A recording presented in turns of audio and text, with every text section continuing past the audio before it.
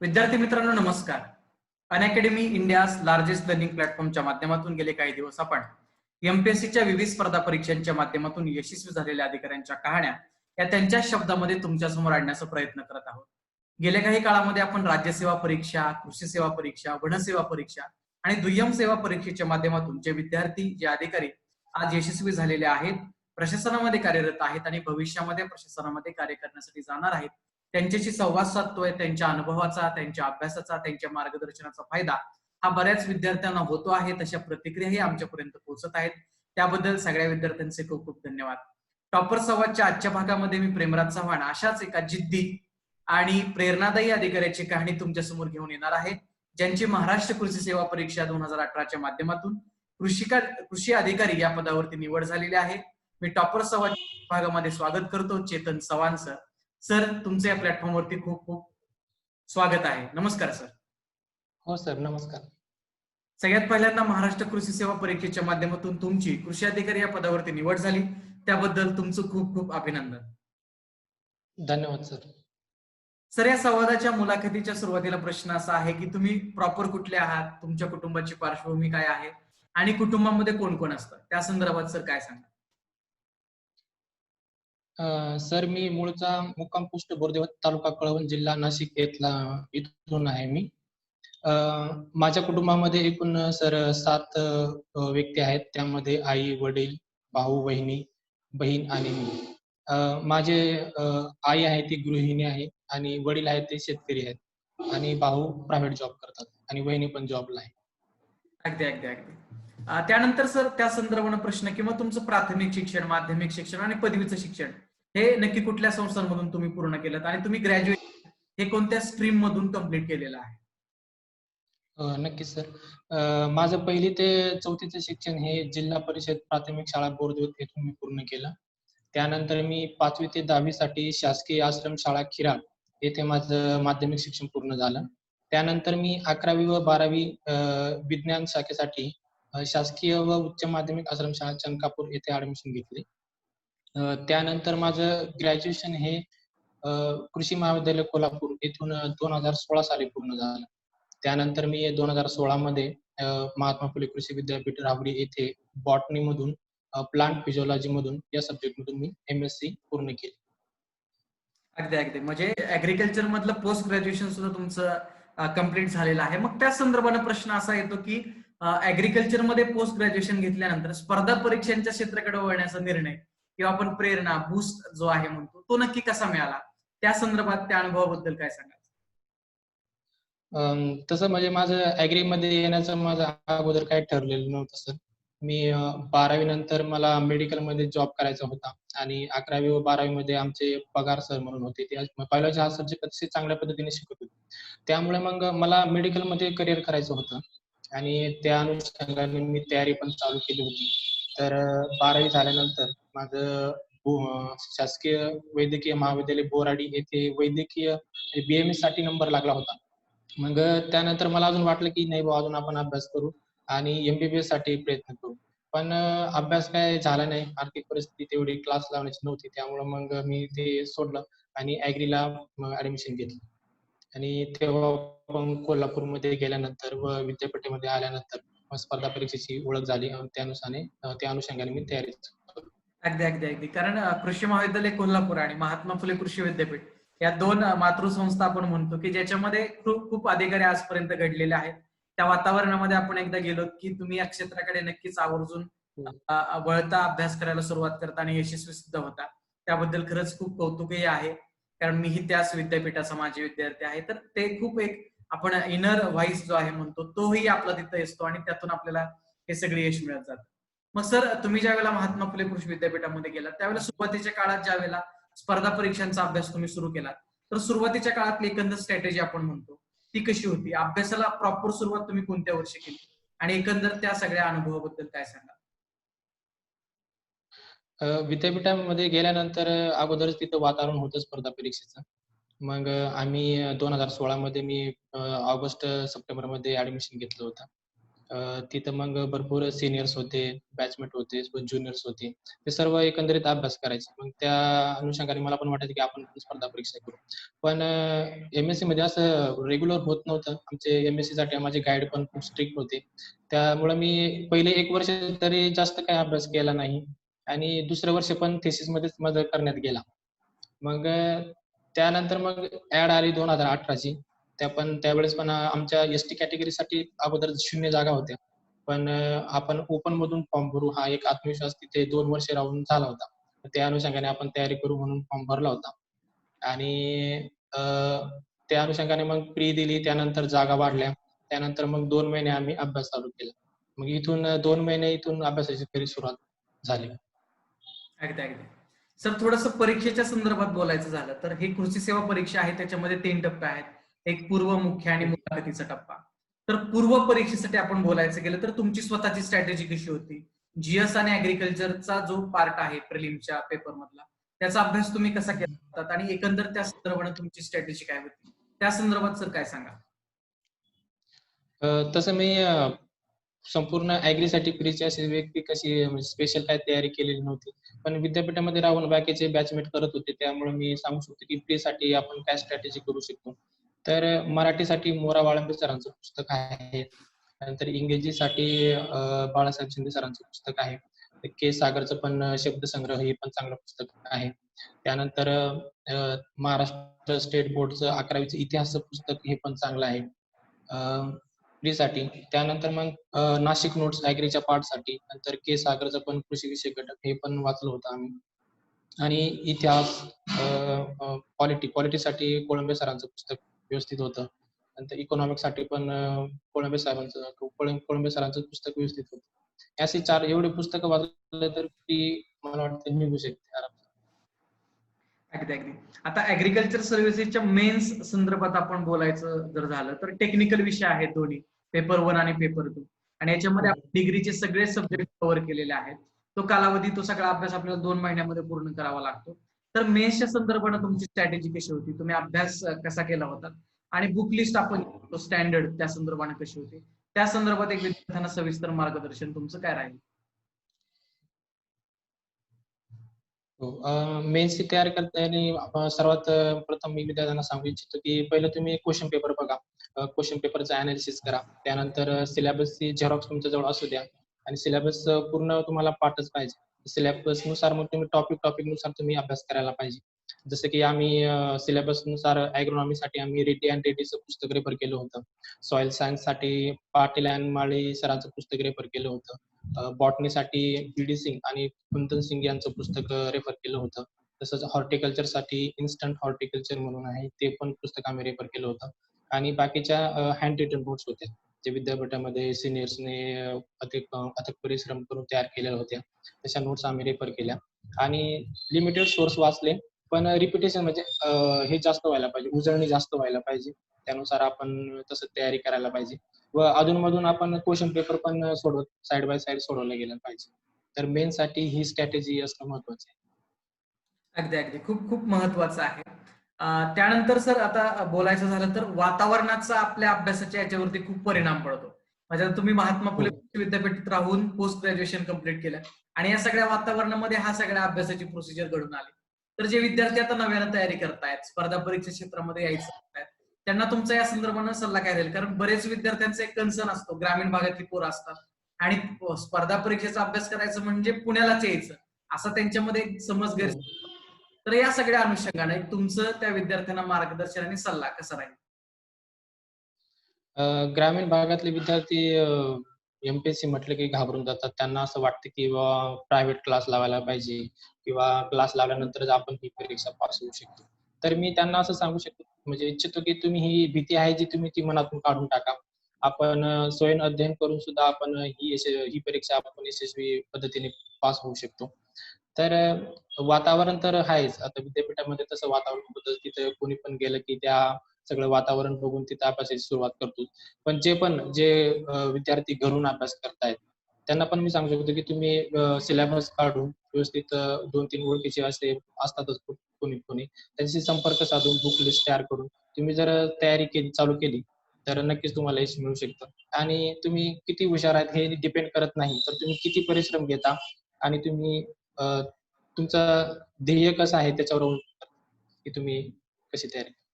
अगदी अगदी खूप खूप महत्वाचं आहे. या सगळ्या गोष्टींचा खूप पॉझिटिव्ह इम्पॅक्ट तुमच्या अभ्यासावरती आणि भविष्यामध्ये यशस्वी होण्यामध्ये पडतो. सर त्याच अनुषंगाने एक दुसरा असा प्रश्न आहे की ज्यावेळेला आपण स्पर्धा परीक्षांची किंवा कोणत्याही क्षेत्रामध्ये नवीन पाऊल ठेवायचं म्हणतो, त्या संदर्भात आपल्याला एक योग्य दिशा मिळाली पाहिजे असा कन्सर्न सगळ्यांचाच असतो आणि त्याच्यामुळे आपण एक प्रॉपर ट्रॅक वरती राहतो. तर स्पर्धा परीक्षा म्हणा किंवा या सगळ्या तुमच्या प्रवासामध्ये एक विद्यार्थी कृषी पदवीधर ते कृषी अधिकारी होण्यापर्यंतच्या प्रवासामध्ये एका मेंटॉरची गरज, मार्गदर्शनाची गरज नेहमीच असते.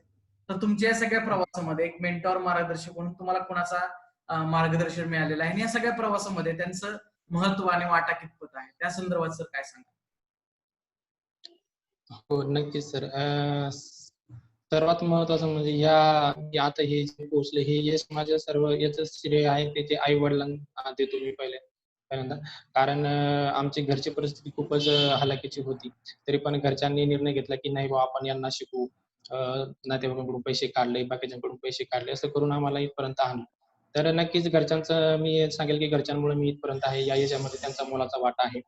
त्याच नंतर मी विद्यापीठामध्ये गेल्यानंतर आमचे सीनियर्स असतील, बॅचमेट असतील किंवा ज्युनियर्स असतील, यांनी पण खूप प्रोत्साहन केलं, की नाही बाबा आपण होऊ शकतो आणि आजूबाजूचे पण विद्यार्थी आमचे बॅचमेट होत होते. त्यामुळे असा आत्मविश्वास निर्माण झाला होता, की आपण पण हे यश आपण नक्कीच संपादन करू शकतो. तर त्यामुळे असं एकंदरीत फॅमिली आणि सीनियर, ज्युनियर्स आणि बॅचमेट्स यांना मी या श्रेयाचं अगदी अगदी कारण हे देईल त्यांना. ऍग्रिकॉस आपण ज्यावेळेला म्हणतो त्यावेळेला आपल्या सोबत अभ्यास करणारे आपले मित्र, आपले सिनियर्स हे खरं तर खूप हो, चांगल्या पद्धतीने मेंटॉरशिप आपली करू शकतात आणि त्यांच्या हो, अनुभवाचा, त्यांच्या मार्गदर्शनाचा फायदा हा सगळ्या प्रोसेसमध्ये आपल्याला होत राहतो. ही खूप खूप हो. महत्वाची गोष्ट आहे. सर दुसरी एक गोष्ट या अनुषंगाने विचारायची अशी आहे की ग्रामीण भागातले विद्यार्थी ज्यावेळेला या क्षेत्रामध्ये यायचं म्हणतात, तर बऱ्याच विद्यार्थ्यांच्या मनामध्ये एक द्विधा मनस्थिती असते की या क्षेत्रामध्ये यायचंय तर मी एखादा क्लास लावला पाहिजे का, लावला तर तो कोणत्या बेसिसवरती त्याची निवड करावी. तर तुमचं या संदर्भातलं मत आणि मार्गदर्शन कसं राहील की स्पर्धा परीक्षांचा अभ्यास करताना क्लासची जरुरी आहे का आणि त्या संदर्भाने थोडं विद्यार्थ्यांना मार्गदर्शन तुमचं कसं राहील. नक्कीच सर. ग्रामीण विद्यार्थी जे असतात त्यांच्याकडे ऑलरेडी पैशांचा प्रॉब्लेम असतो. तर आणि मी असं पण म्हणेल की तुम्ही क्लास न लावता सुद्धा ही परीक्षा पास होऊ शकता. जर तुम्ही व्यवस्थित स्ट्रॅटेजी आखली, तुमची करण्याची जर तयारी असेल, तर तुम्ही ही नक्कीच परीक्षा पास होऊ शकता.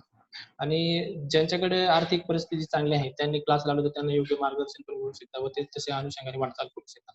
पण असं नाही की तुम्ही क्लासेस लावल्या पाहिजे किंवा तेच केल्याशिवाय पोस्ट मिळते असं असं काही नाही. तर तुम्ही बिना क्लासचे पण तुम्ही हे यश संपादन करू शकता किंवा एम-पी-एस-सी परीक्षा ही पास करू शकता.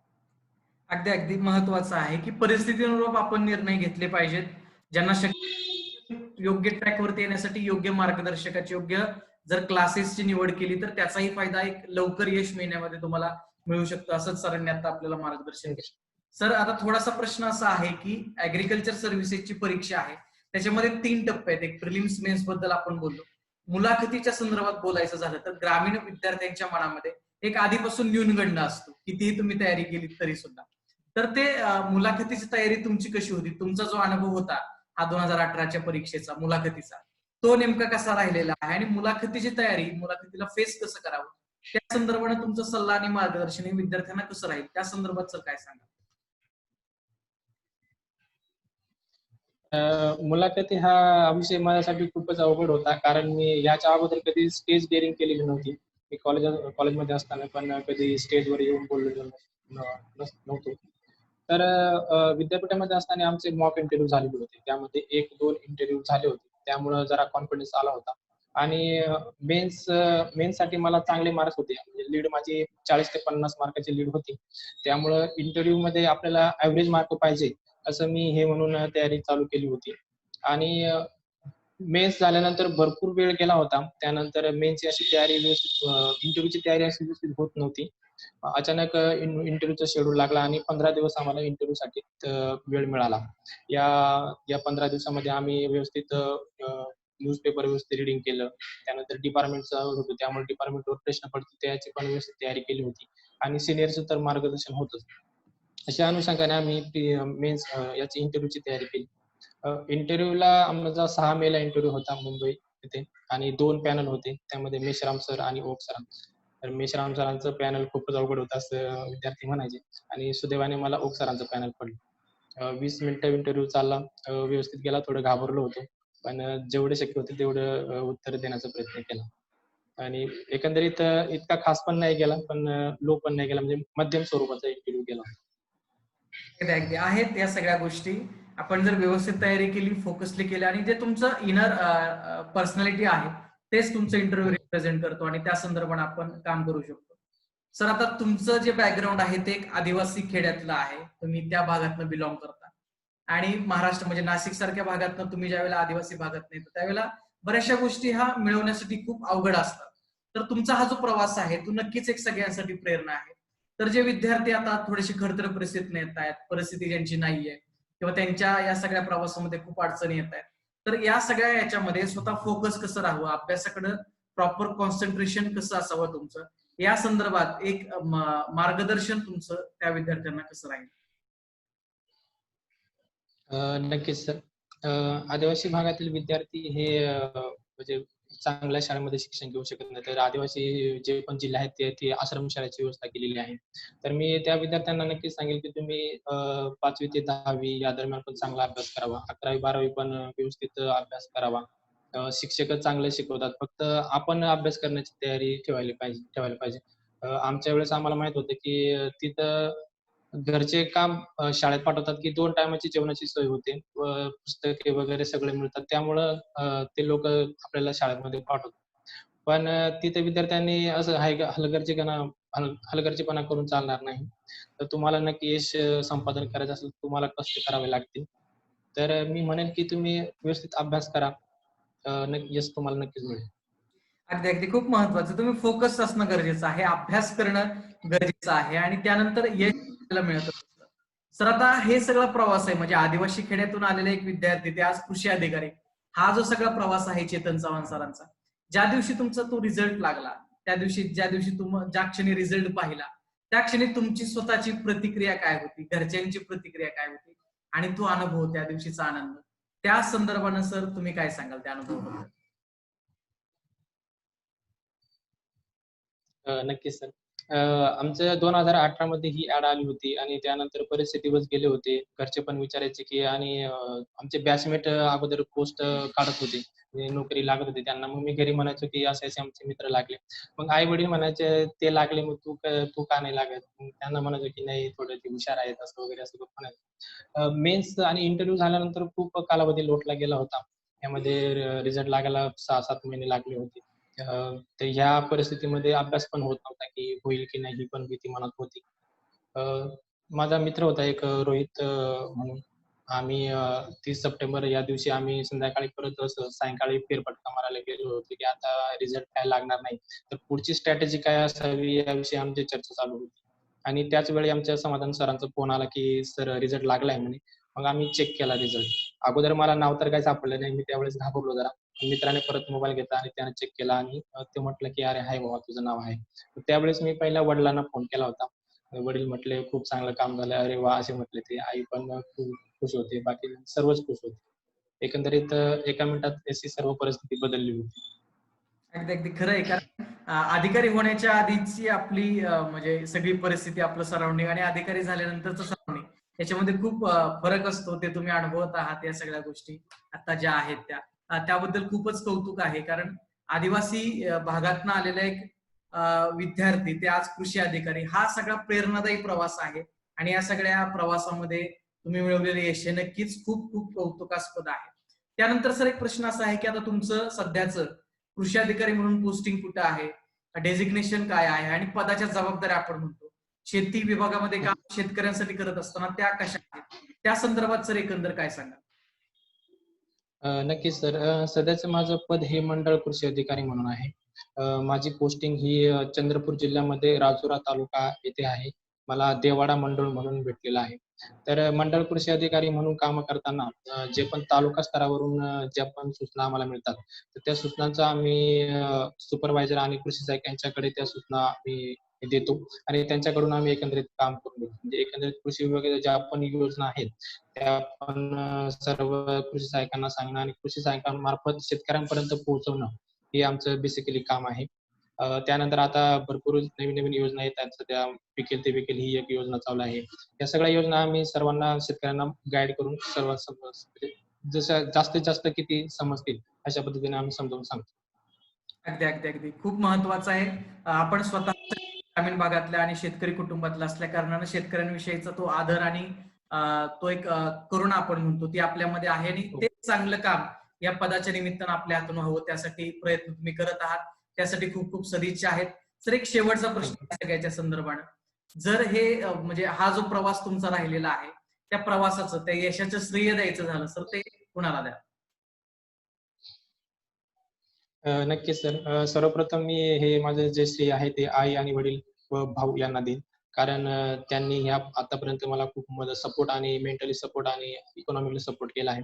त्यानंतर मी भावाला हे श्रेय देईल कारण त्यांनी ग्रॅज्युएशन स्वतः पूर्ण करून मला बी-एस-सीच्या ॲग्रीच्या 3ऱ्या वर्षापासून तर हे आताही एम-एस-सी होईपर्यंत त्यांनी आर्थिक सपोर्ट केला आहे. त्यानंतर आमचे सीनियर आहेत जसे की विजय सर आहेत. बॅचमेट आहेत आमचे बरेचसे आणि ज्युनियर्स यांनी पण खूप सपोर्ट केला. अनिल सर पण आहेत. त्यांनी पण खूप मार्गदर्शन केलं आम्हाला या परीक्षेची तयारी करताना. तर एकंदरीत असं हे सर्व श्रेय मी आई-वडील, जे सीनियर्स, बॅचमेट्स व ज्युनियर्स यांना मी देऊ इच्छितो. अगदी अगदी खूप महत्वाचं आहे. कारण या सगळ्या आपल्या आनंदामध्ये आपल्या या सगळ्या प्रवासामध्ये ही सगळी लोक आपल्या सोबत असतात आणि त्यांचंही खूप कौतुक आणि हो. आभार या निमित्तानं आहेच. विद्यार्थी मित्रांनो, संवादच्या आजच्या भागामध्ये आपण चेतन चव्हाण सर ज्यांची कृषी अधिकारी या पदावरती निवड झालेली आहे त्यांच्याशी संवाद साधला. मी पुन्हा एकदा अनअकॅडमी प्लॅटफॉर्मच्या वतीनं आणि माझ्यातर्फे सरांचे खूप खूप आभार मानतो. खूप खूप धन्यवाद सर. हो सर. Thank you.